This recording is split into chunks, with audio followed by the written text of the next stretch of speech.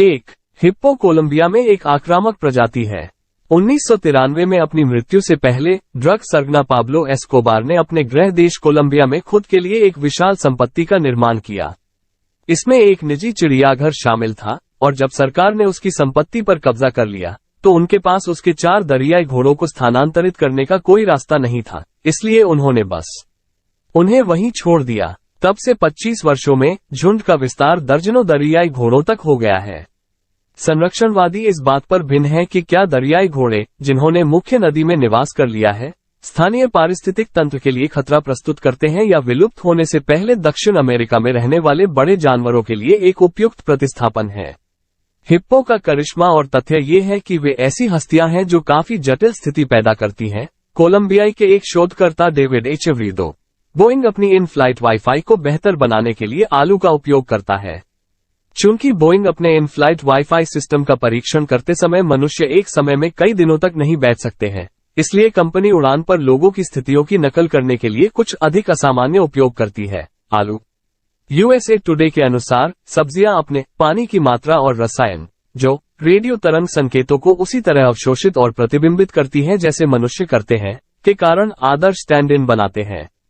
3. Missouri में highway अचार का रहस्य है जो सालों से चला आ रहा है। अचार भाले का जार। पागल तथ्य से मिसौरी के डेस पेरेस क्षेत्र में ड्राइवरों ने खुद को अचार में पाया है।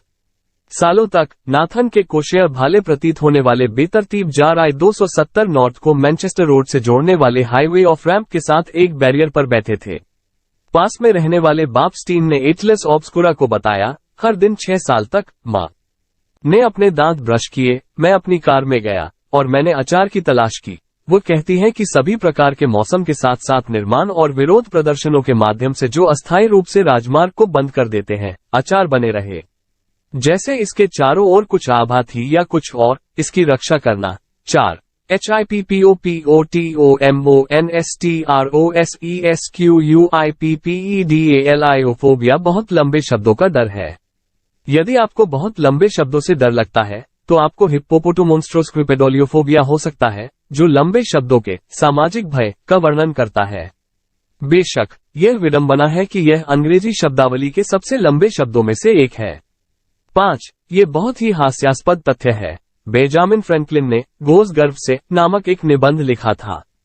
मैसाचुसेट्स में फ्रैंकलिन प्रतिमा। बेंजामिन फ्रैंकलिन एक आविष्कारक और राजनीतिज्ञ के रूप में कई प्रभावशाली उपलब्धियों के लिए जिम्मेदार थे, लेकिन वह एक ऐसे लेखक भी थे जिन्होंने 1781 के फॉट प्राउडली, मतलब गर्व से पाडो जैसे निबंध लिखे। गंभीरता से इसमें उन्होंने लिखा, ये सर्वविदित है कि हमारे आम भोजन को पचाने में मानव प्राणियों की आंतों में बड़ी मात्रा में हवा का निर्माण या उत्पादन होता है। इस हवा को बाहर निकलने और वातावरण के साथ मिश्रण करने की अनुमति देता है। कंपनी के साथ होने वाली दुर्गंध की वजह से आमतौर पर कंपनी के लिए अपमानजनक होता है।